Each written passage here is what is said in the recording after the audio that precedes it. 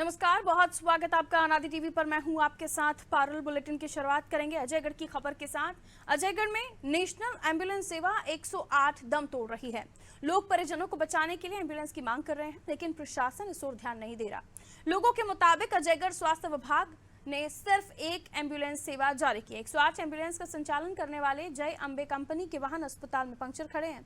Ambulance की बदहाल व्यवस्था को लेकर लोगों में आक्रोश है। गुस्साए लोगों ने सड़कों पर चक्का जाम कर जमकर हंगामा किया।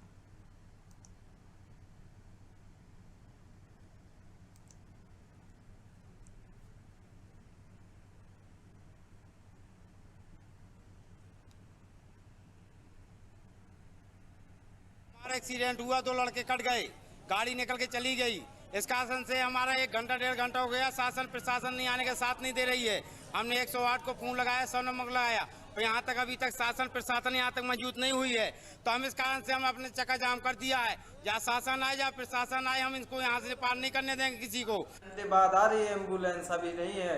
प्राइवेट करके ले जाओ जो ले जाना है, ऐसे बोल रहे हैं। हमें गाड़ी हम कहाँ ढूंढे, बताओ। ऐसी समस्या है। हम तो देखो, मेरा मरीज तो चिल्ला ही रहा है, हम भी लेकिन परेशान हैं। हम तो रो ही रहे हैं उनके पीछे।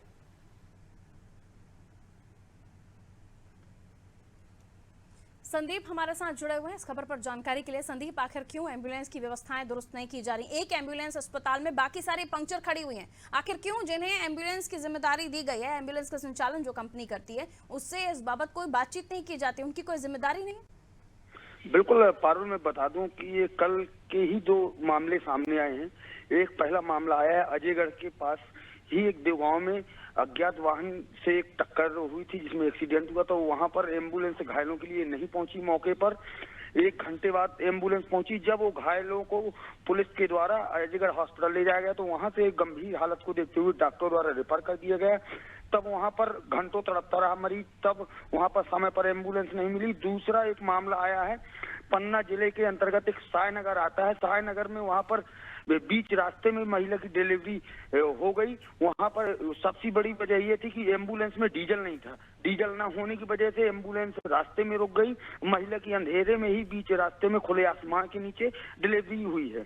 इसी तरह के कई मामले आए दिन सामने आते हैं। और जब से ये जय अंबे कंपनी ने संचालन 108 एम्बुलेंस सर्विस का किया है, तब से बिल्कुल 108 एम्बुलेंस सर्विस की व्यवस्था बिल्कुल रखा गई है, दम तोड़ रही है।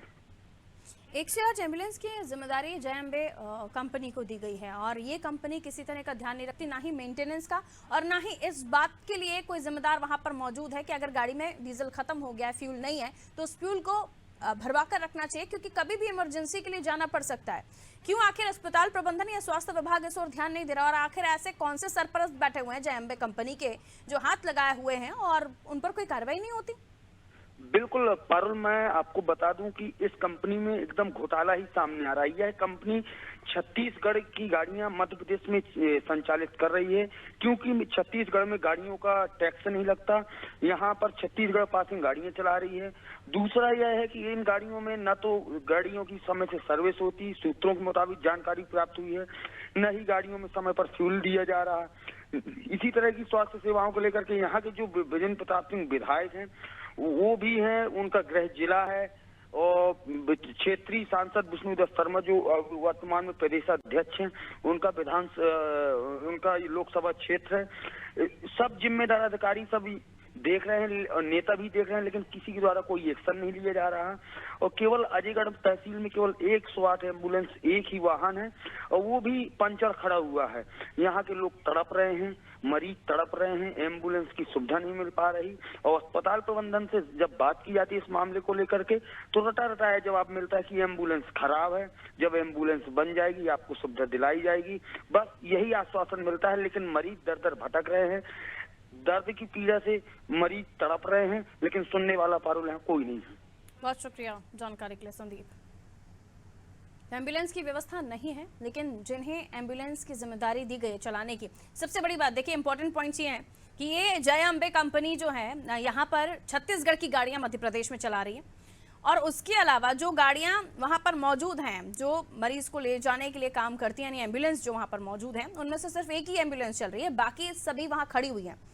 इससे पहले घटना ये हुई थी कि एक महिला को अस्पताल पहुंचाना था, लेकिन क्योंकि रास्ते में गाड़ी का जो एम्बुलेंस है उसका डीजल खत्म हो गया था, महिला की डिलीवरी सड़क पर हुई। इतनी बड़ी